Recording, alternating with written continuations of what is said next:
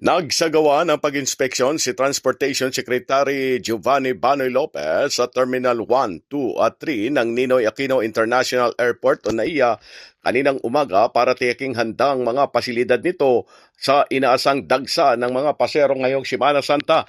Kasunod nito ng utos ng Pangulo na tiyaking ligtas at maghinhawang makakabiyahe ang mga paserong uuwi sa kani-kanilang mga probinsya o magbabakasyon sa labas ng bansa ngayong Holy Week.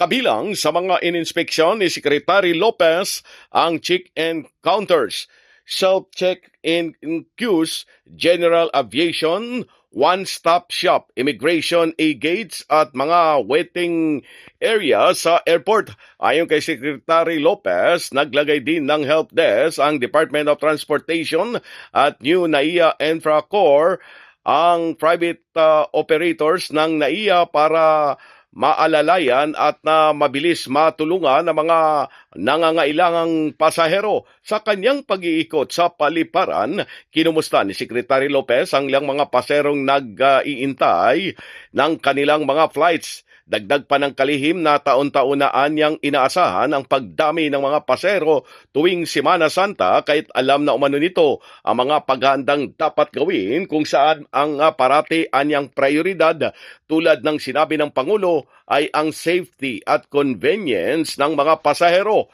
Sa pagtaya ng NNIC, abot sa 150,000 ang average daily passengers sa NAIA ngayong Holy Week. Mas mataas kumpara sa 147,000 daily average noong 2025. Kasamang nag-inspeksyon ni Secretary Lopez, sina NNIC Vice President Cecil Ang, NNIC General Manager Lito Alvarez at MIA General Manager Eric Ines. Pilipinas mula sa DOTR, Silvestre Rambulabay, Radyo Kayumanggi.